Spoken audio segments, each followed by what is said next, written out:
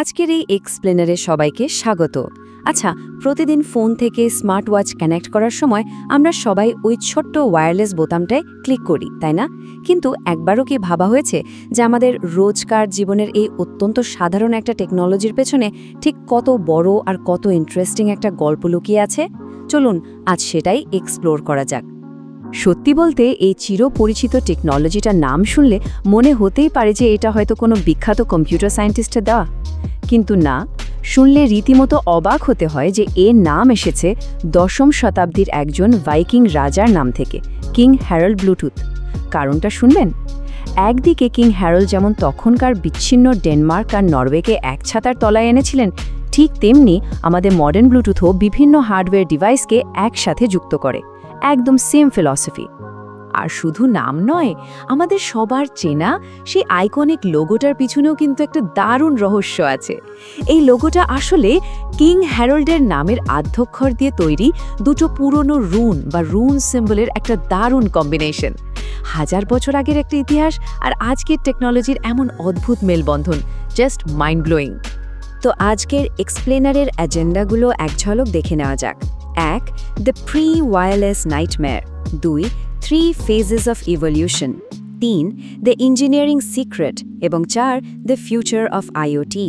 New town থেকে শিলিগুড়ির IT পার্কগুলোতে বর্তমানে যে ক্লাউড, এআই আর আইওটি রেভলিউশন চলছে, সেটা বুঝতে গেলে এই অদৃশ্য ব্যাকবোনটাকে জানা একদম অ্যাবসলিউটলি ক্রুশাল।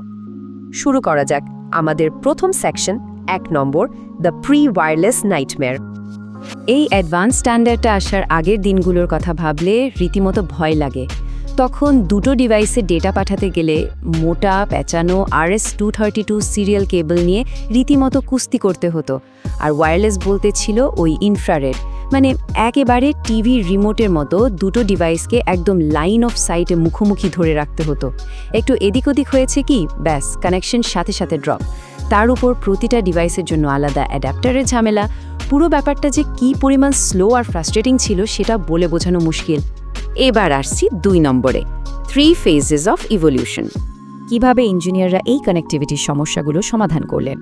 গত কয়েক দশকে এই টেকনোলজি মূলত 3টে বড় ধাপে এভলভ করেছে। 1998 সালে ফেজ 1 মানে ব্লুটুথ ক্লাসিক, তারপর 2010 সালে ফেজ 2 যাকে আমরা বলি BLE বা BLE, আর সবশেষে 2026-এর মধ্যে আসতে চলা ফেজ 3 অর্থাৎ ব্লুটুথ 6.0। চলুন এগুলো একটু ভেঙে বোঝা যাক। ফেজ 1-এর আর্কিটেকচারটা ছিল খুবই ইন্টারেস্টিং। 1998 সালে যখন এটা প্রথম এলো, এটা চলতো মাস্টার স্লেভ আর্কিটেকচারে, টেকনিক্যাল ভাষায় যাকে বলে পিকোনেট। ব্যাপারটা কেমন? ধরুন কলকাতা ইউনিভার্সিটির একজন প্রফেসর হচ্ছেন মাস্টার, যিনি ক্লাসে একসাথে 7 জন স্টুডেন্ট বা স্লেভের সাথে কথা বলছেন। কনসেপ্ট হিসেবে এটা দারুণ ছিল ঠিকই, কিন্তু বড় সমস্যাটা ছিল অন্য জায়গায়। এটা সাংঘাতিক পরিমাণে ব্যাটারি খরচ করত। এই সমস্যার সমাধান হলো 2010 সালে ফেজ 2 বা BLEর হাত ধরে, ব্লুটুথ লো এনার্জি। এটা ছিল আক্ষরিক অর্থেই একটা গেম চেঞ্জার। ধরুন শিলিগুড়ি বা কলকাতার ট্রাফিক সিগন্যালে একটা টোটো চালক চার্জ বাঁচানোর জন্য রেড লাইটে ইঞ্জিন বন্ধ করে দিল। BLE ঠিক এই ফিলসফিতেই কাজ করে। ডিভাইসগুলো বাই ডিফল্ট স্লিপ মোডে থাকে, আর ঠিক যখনই ডেটা পাঠানোর দরকার হয় শুধু তখনই ওয়েক আপ করে। আর এই ছোট্ট ট্রিকটার জন্যই একবার চার্জ দিলে স্মার্ট ওয়াচগুলো মাসের পর মাস চলতে পারে। আর এবার আসছে ফেজ 3, ব্লুটুথ 6.0। এটা পুরো গেমটাকে একেবারে নেক্সট লেভেলে নিয়ে যাচ্ছে। এখানে ইন্ট্রোডিউস করা হচ্ছে চ্যানেল সাউন্ডিং নামের একটা ফিচার। এর মানে হলো এখন থেকে রীতিমতো সেন্টিমিটার লেভেল অ্যাকুরেসিতে দূরত্ব মাপা যাবে। হারিয়ে যাওয়া চাবি বা স্মার্ট ওয়াচ খুঁজতে গিয়ে এখন আর ওই অ্যাপ্রক্সিমেট আন্দাজ করতে হবে না, এক্স্যাক্ট লোকেশন একেবারে সেন্টিমিটারের হিসাবে চোখের সামনে চলে আসবে। No way, right? চলুন এবার যাই 3 নম্বর সেকশনে, দ্য ইঞ্জিনিয়ারিং সিক্রেট।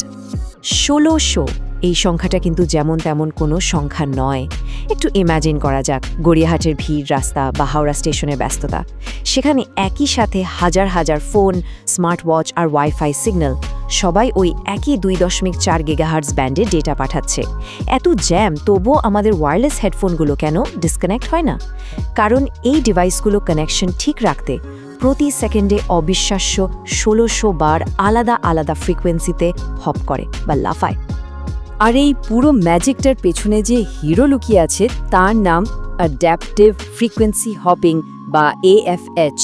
এই ব্রিলিয়েন্ট অ্যালগোরিদমটা কন্টিনিউয়াসলি ট্র্যাক করে যে কোথায় সিগন্যালের ভিড় বা ইন্টারফারেন্স বেশি, আর তারপর অটোমেটিকলি ওই কনজেস্টেড চ্যানেলগুলো অ্যাভয়েড করে ফ্রেশ চ্যানেলে সুইচ করে যায়। একেবারে ট্রাফিক এড়িয়ে চলা কোনো স্মার্ট নিনজার মতো। আর ঠিক এই কারণেও এত ভিড়ের মধ্যেও আমাদের কানেকশন থাকে একদম রক সলিড।